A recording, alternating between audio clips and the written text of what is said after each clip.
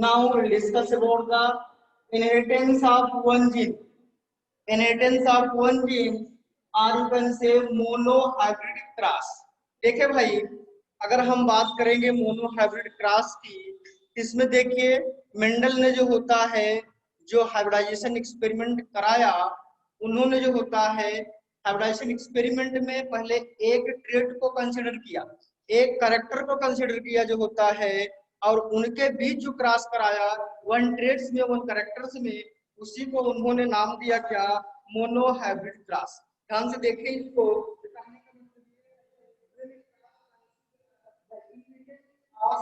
gene when a cross consider in inheritance of one gene, when a cross consider in inheritance of one gene, then such type of cross is known as monohybrid cross। कहने का मतलब जो होता है, Mendel ने जो cross कराया तो उन्होंने जो होता है इनहेरिटेंस के एक ट्रेट को कंसीडर किया, एक ट्रेट को कंसीडर किया जो होता है एट ए वन टाइम, एट ए वन टाइम कहने का मतलब एक समय में जो होता है, एक बार जो होता है, उन्होंने एक ट्रेट को कंसीडर किया क्रॉस कराने में, और इसी क्रॉस को कहते हैं मोनोहाइब्रिड क्रॉस। अब देखें मोनोहाइब्रिड क्रॉस में किया क्या, Mendel have taken two plants, क्या कह लीजिए टू जो होता है गैमेट्स। देखिए पहला जो होता है one is the capital T, यहां मैं लिख रहा हूं capital T cross with small T. ध्यान से देखें मेंडल ने जो होता है टाल प्लांट्स और ड्वार्फ प्लांट के बीच जो होता है क्रॉस करा, ये कैपिटल टी जो होता है रिप्रेजेंट करा किसको, टाल प्लांट, यहां लिख लीजिए जो होता है टाल प्लांट, है ना, टाल। और ये स्मॉल टी ये रिप्रेजेंट कर रहा वित्ता, ये कर रहा किसी को, ड्वार्फ को। देखिए ध्यान से ड्वार्फ मैंने लिख दिया ना, और ये है क्या, यहाँ पे हम लिखेंगे पेरेंट्स, क्या है पेरेंट, देखें ये पेरेंट्स है ना, दोनों क्या है पेरेंट है। अब देखें इस दोनों, हमने कल बताया था 7 कंट्रास्टिंग कैरेक्टर, कल के लेक्चर में मैंने डिस्कस किया था 7 कंट्रास्टिंग कैरेक्टर कौन कौन मेंडल अपने एक्सपेरिमेंट में जो होता है कंसीडर किया था, उसमें से एक ये भी है क्या, हाइट ऑफ प्लांट। तो मेंडल ने जो होता है दो, देखिए इसके बीच एक टाल प्लांट के बीच एक ड्वार्फ प्लांट के बीच क्रॉस कराया। अब देखें जब उन्होंने क्रॉस कराया तो पहले किया क्या, पहले इसको इससे निकालिए गैमेट, एक कैपिटल टी हो गया ये, है ना।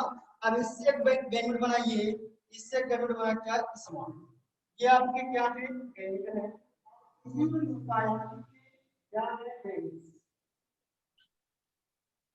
सारी इतनी बातें समझ में आ गई होगी, ये हो गया गैमेट।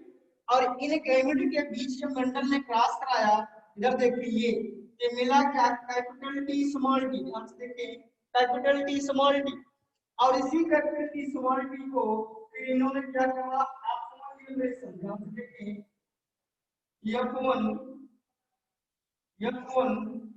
जनरेशन, ये मिल गया F1 जनरेशन, है ना। अब देखिए F1 जनरेशन में जो प्लांट मिला कैसा है, यहाँ ब्रैकेट में लिख लेंगे भाई, ये है हाइब्रिड टाल, हाइब्रिड टाल, हाइब्रिड टाल प्लांट। कैसा प्लांट, क्यों, क्योंकि capital T dominant over small T. अब देखें जब F1 जनरेशन में, या इसी को कहते हैं वो फर्स्ट फिलियल जनरेशन,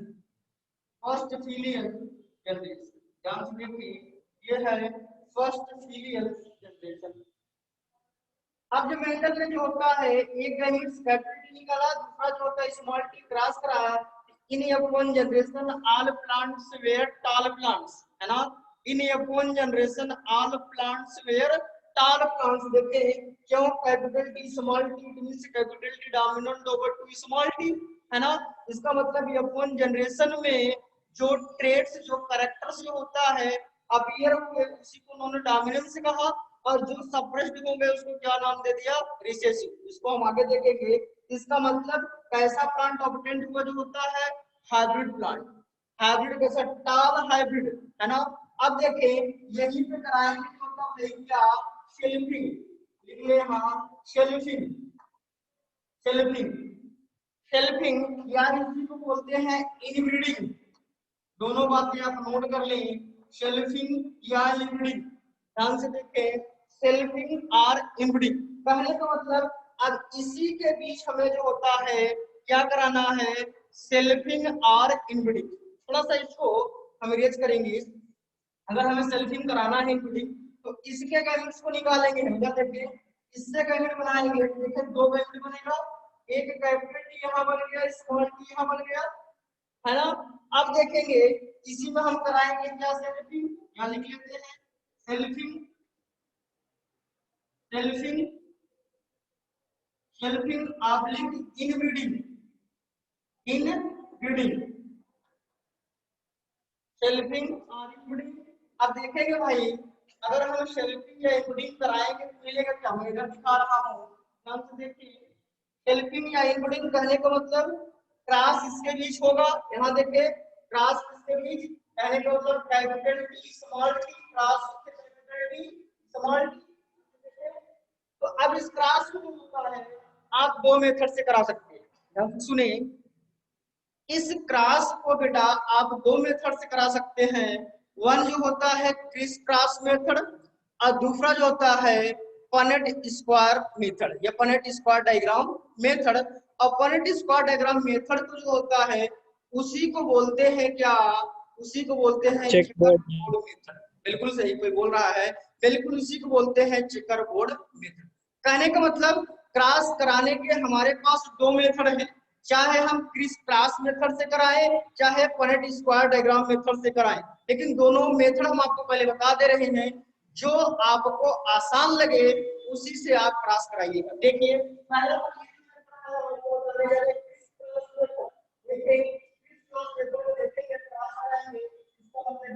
आवाज नहीं आ रही सर, सर प्राइस समझ में नहीं आ रही। सर आवाज नहीं आ रही सर, अब जा रही है, सर दूर हो जा रहा है। यस सर आ रहे, उधर दूर हो जा रहा है सर, आवाज बहुत धीरे आ रही है। हाँ दूर थोड़ा हो जा रहा है। चलिए मैं आके रिपीट करूंगा, बोर्ड पे केवल आप देखें, बोर्ड पे देखें, मैं आके यहाँ रिपीट कर दूंगा। देखिए बेटा जब क्रॉस कराएंगे उसके बाद देखिए अब देखिए इस टी का जो होता है क्रॉस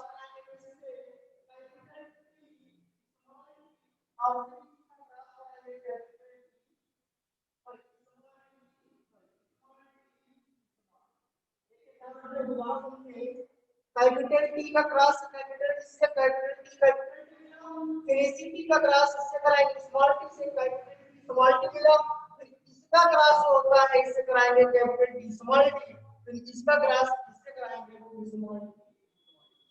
अब इसी मेथड को बोलते हैं criss cross method, criss cross method मतलब होता है। फिर एक बार आप कंफर्म करें क्रिस क्रॉस मेथड आपको समझ आ गया कि नहीं, करा लेंगे इसको।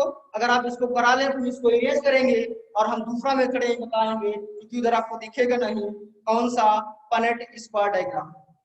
कितना हो जाएगा भाई? यस सर, चलिए Yes. बिल्कुल यस सर। बिल्कुल गुड। अब देखिए इसको इरेज कर क्रिस लेंगे। क्रॉस मेथड का और कोई नाम है? Okay. Now we will see the Punnett square diagram. Now we will see the Punnett square diagram. बेटा देखिए Punnett square diagram में क्या करेंगे, Punnett square diagram से पहले दो चीजें आप जान ले, जहां पे आपको ये सिंबल यूज हो, आप पढ़े भी होंगे, दो सिंबल यूज किए जाते हैं, जरा बताएं ये किसको रिप्रेजेंट करता है?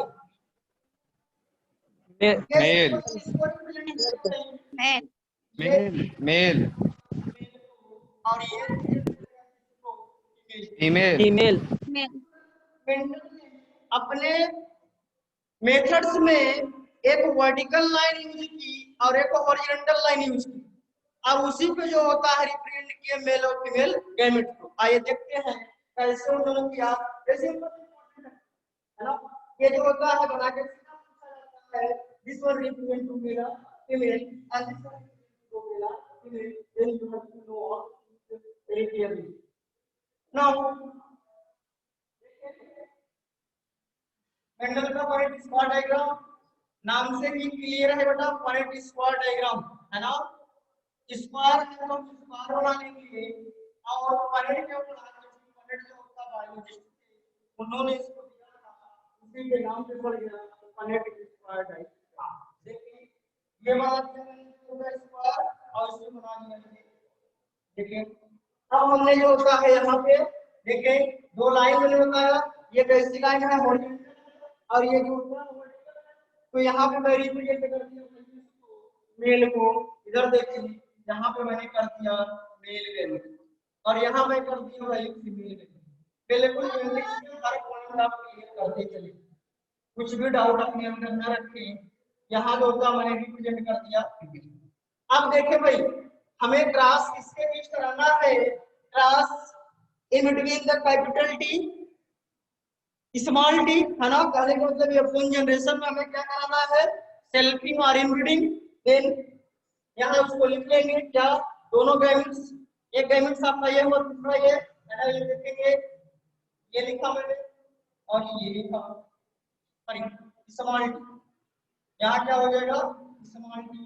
फिर यहाँ पे जो होता है रिप्रेजेंट करेंगे कैपिटल टी स्मॉल टी।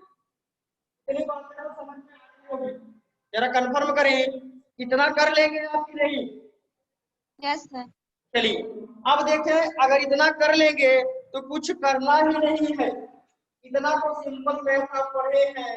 हमने बताया था बेटा थोड़ा सा ये भी जान लें, मेंडल से क्या थे, उनका बैकग्राउंड क्या था, मैथमेटिशियन थे। देखिए मैथमेटिशियन होते हुए अपनी जो होता मैथमेटिक्स लगा दिया बायोलॉजी में है ना। तो जो मैथमेटिकल टूल्स, मैथमेटिकल लॉजिक और जो होता है उन्होंने स्टैटिक्स यूज किया था, वही थोड़ा सा उनका जो होता है निगेटिव फीडबैक था, वही उसी से जो होता है उस समय के जो बायोलॉजिस्ट थे उनकी बातों को समझ नहीं पाए थे मेंडल क्या कहना चाह रहे थे। आइए उसको बाद में देखेंगे। तो क्रॉस कराइए क्या होगा बेटा, देखिए यहाँ होगा कैपिटल टी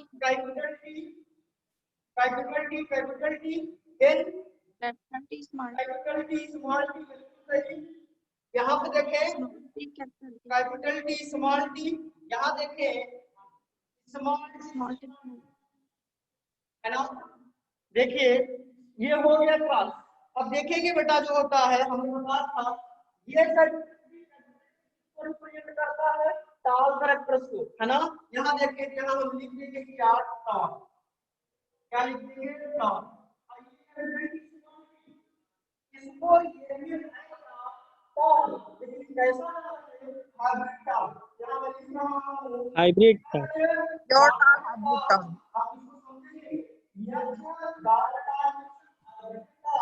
हाइब्रिड होगा sir, hybrid. H dot tall means hybrid tall। अब ये क्या है बेटा, ये है डॉट है ना। अब देखें इतनी बातें मेंडल ने ये लिया था जो था कैपिटल टी के बीच, तो इस capital T cross with small T he get the F1 generation capital T small t। Again Mendel means done the selfing or inbreeding और selfing inbreeding को देखेंगे इसी को बोलते हैं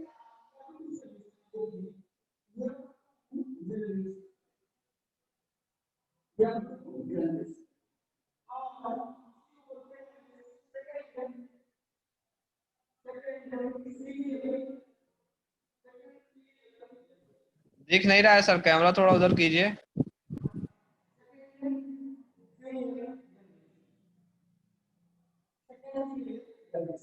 बिल्कुल दिखेगा, उसकी टेंशन आप न लें। चलिए देखिए सेकंड फेलियर समझने के बाद हमने क्या बताया कि मेंडल ने क्या किया, कैपिटल टी स्मॉल टी के बीच क्रॉस कराया, देखा ये F1 generation he the all plants were the tall plants, but again he done the selfing in between the capital T small t, then in second generation he got the capital T, capital T small T, capital T small T, capital T small T, small T small T. मतलब some plants कैसे थे और इनको हम कैसे कहेंगे pure डाल, क्योंकि आप यहाँ लिख लेंगे क्या प्योर डाल, और यहाँ देखेंगे ये भी डाल है लेकिन कैसा है इम्प्योर डाल, हाइब्रिड डाल, और ये भी क्या है हाइब्रिड डाल, ये भी क्या है नॉर्मल, है ना। अब देखिए जरा इसका हम फिनोटाइपिक रेशियो निकालें। यहाँ पे देखिए दिखेगा ना, बिल्कुल दिखेगा फिनोटाइपिक रेशियो। फिनो इंपॉर्टेंट है एग्जाम में पूछा है रेशियो। देखिए भाई अगर हम बात करते हैं फिनोटाइपिक रेशियो की,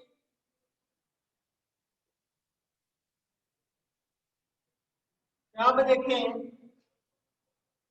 फिनो बहुत इंपॉर्टेंट है फिनोटाइपिक रेशियो कैसे निकालेंगे और दूसरा क्या निकालेंगे हम फिनोटाइपिक रेशियो, बहुत इंपॉर्टेंट।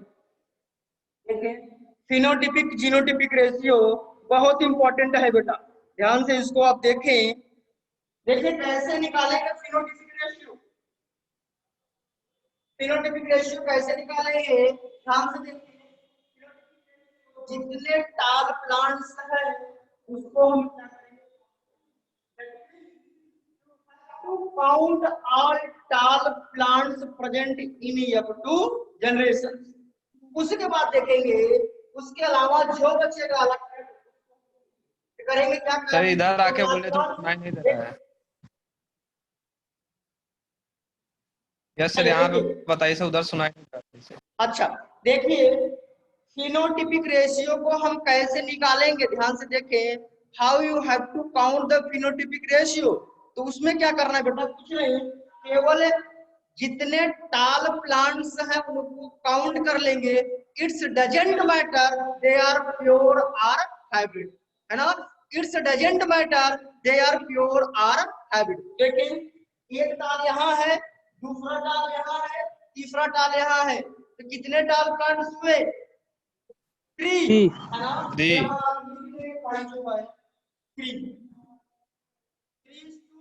देखें अब बस क्या रहा, यहाँ लिख लेंगे क्या, ये हो गया आपका फिनोटाइपिक रेशियो।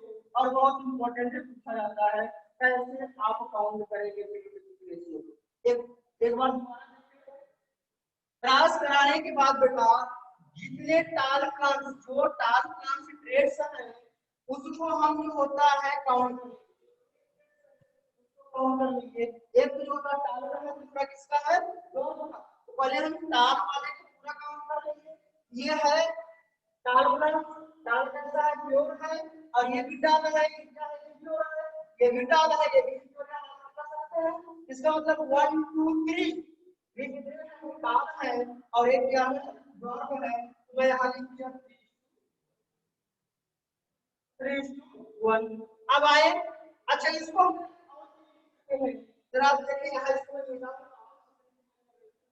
अब देखिए इसको हम और क्या लिख सकते हैं, इसको और क्या लिख सकते हैं बेटा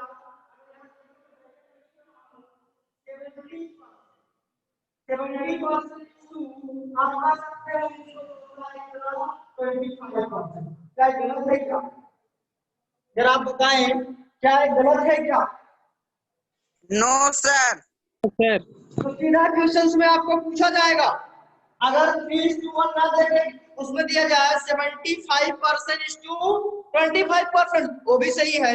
और जरा और देखें आप, मैं इसको लिख दे रहा हूँ क्या, मैं इसको लिख दे रहा हूँ 1/4 और इसको मैं लिख दे रहा हूँ 3/4, क्या ये गलत है क्या।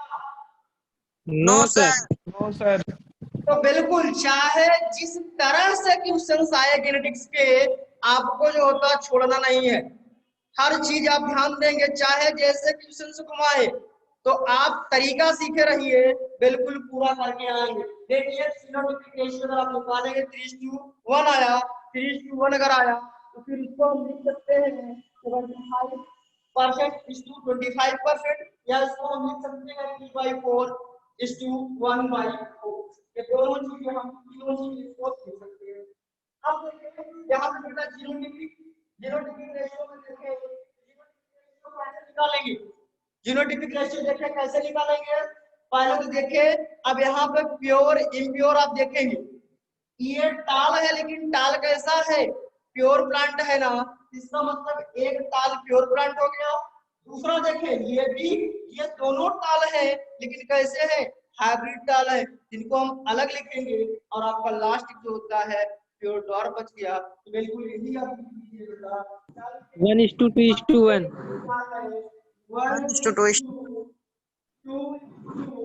क्या लिखेंगे, 1:2:1 बिल्कुल सही लिख लेंगे ना, बोले। Yes, sir. Yes, sir.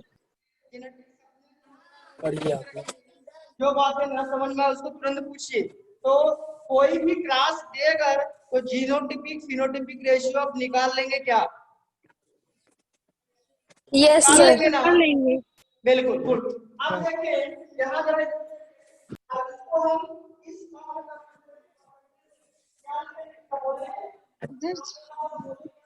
Sir इसी साइड से बोलिए, सुनाई नहीं दे रहा है कुछ। सुनाई नहीं दे रहा है,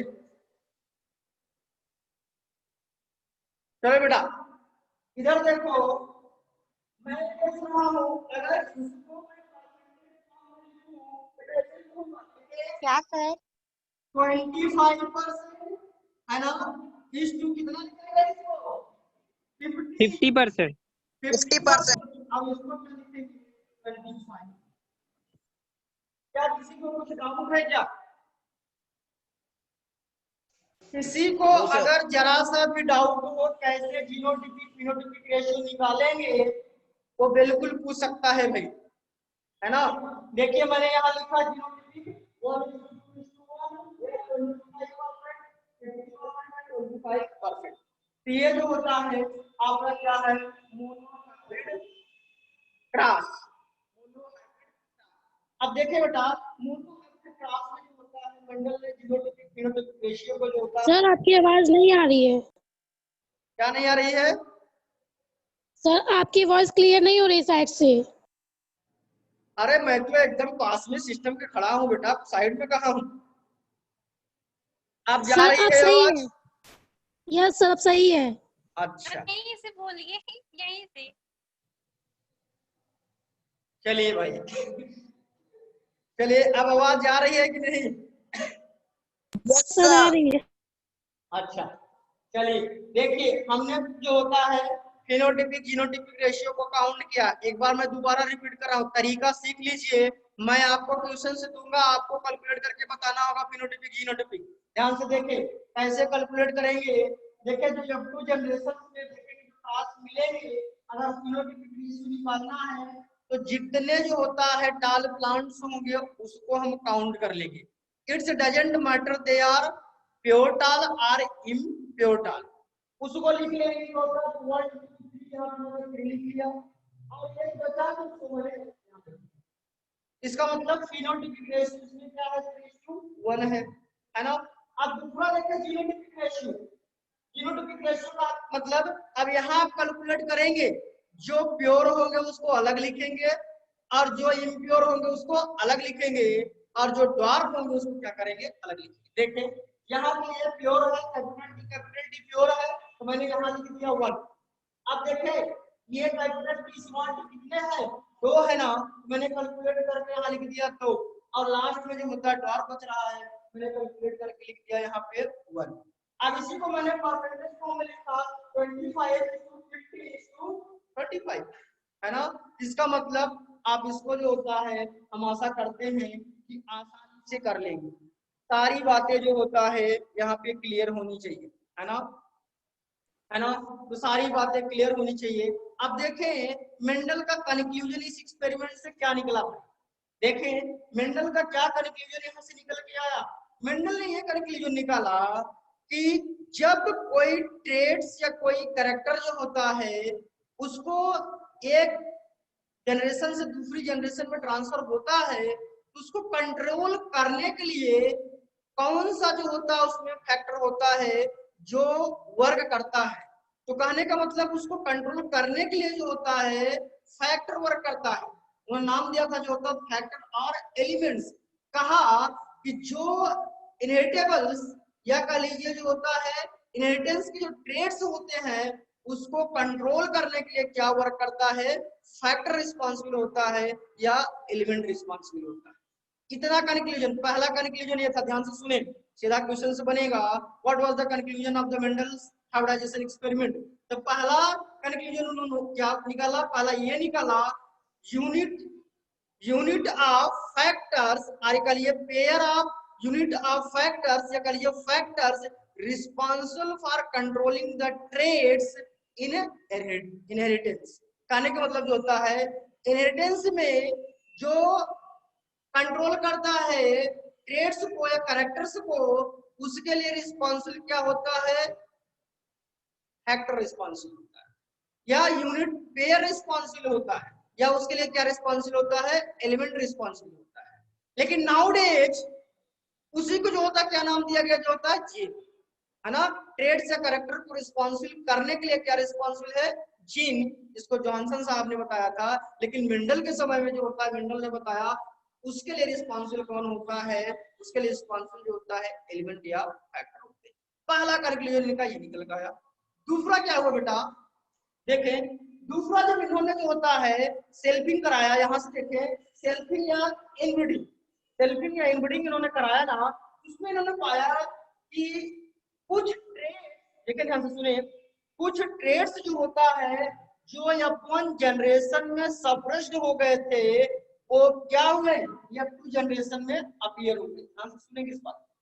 मेंडल ने जो होता है उनका सेकंड कंक्लूजन ये था, मेंडल ने ये बताया कि the traits which are suppressed in F1 generation they again reappear into F2 generations। ध्यान से सुनेंगे, जो ट्रेड्स या जो कैरेक्टर F1 जनरेशन में सप्रेस्ड हो गए थे वो बिल्कुल अपीयर हुए कहां, F2 जनरेशन में। कैसे, देखें यहाँ पे क्रॉस कराना कैपिटल स्मॉल टी, यहाँ पे जो होता है आप देखें कि F1 जनरेशन में ऑल प्लांट्स वेयर टाल प्लांट्स।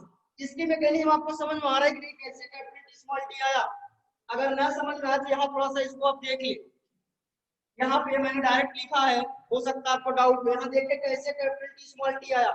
जब इसमें आप क्रॉस कराएंगे जो होता है ये कैपिटल टी स्मॉल टी कैसे आया। अच्छा मैं यहाँ तो बताया था, यहाँ के द्वारा बताया है ना। तो देखें ये इन्होंने बताया कि जो ट्रेड्स F1 जनरेशन में सप्रेस्ड हो रहे हैं वो ट्रेड्स F2 जनरेशन में क्या हो गए, अपीयर हो गए, है ना। इसका मतलब उन्होंने the traits which appear in F2 generations are called dominants। उसको क्या कहा, dominants, and the traits suppressed that is known as recessive। जो traits जो होता है dominant है उसको उन्होंने नाम दे दिया जो होता है dominance, और जो suppressed हो गए जो होता है उसको उन्होंने नाम दे दिया क्या, recessive। तो दो कॉन्सेप्ट निकल के आए जो होता है, एक जो होता है डोमिनेंस का और दूसरा क्या, रिसेसिव का। कहने का मतलब जो ट्रेड्स अपीयर हुए हमने उसमें लिखाया भी है, आप देखेंगे जो होता है डोमिनेंस रिसेसिव या फिनोटाइप जीनोटाइप लिखाया है कि जो ट्रेड्स जो होता है अपीयर हुए उसी को जो होता है डोमिनेंस कहा गया, और जो F1 जनरेशन में सप्रेस्ड होंगे उसको क्या कहा गया, रिसेसिव कहा गया। This is the conclusion of Mendel's experiment. ये मेंडल के जो होता है एक्सपेरिमेंट का कंक्लूजन है। क्या पहला ये निकल आया कि factor or element responsible for traits inheritance. Second निकल के आया जो होता है डोमिनेंस का कांसेप्ट जो होता है, और रिसेसिव है ना। इतनी बातें सबको शायद क्लियर हो गई, इतनी बातें सबको क्लियर हो गई होगी। अगर इसमें कहीं से भी कुछ डाउट हो बिल्कुल आप पूछिए। बोलिए भाई, किसी को कुछ भी डाउट हो बिल्कुल पूछ लेने, तो हम लोग आगे चलेंगे। सर कौन कौन से फैक्टर्स होते हैं, कौन कौन से फैक्टर्स होते हैं जो अफेक्ट करते हैं। देखिए भाई, फैक्टर अफेक्ट के लिए जो होता है उसके लिए जो वेरियस फैक्टर काज करेंगे, है ना, उसके लिए तो ढेर सारे फैक्टर है। लेकिन आपको यहाँ ये देखना है कि मेंडल ने अपने एक्सपेरिमेंट में जो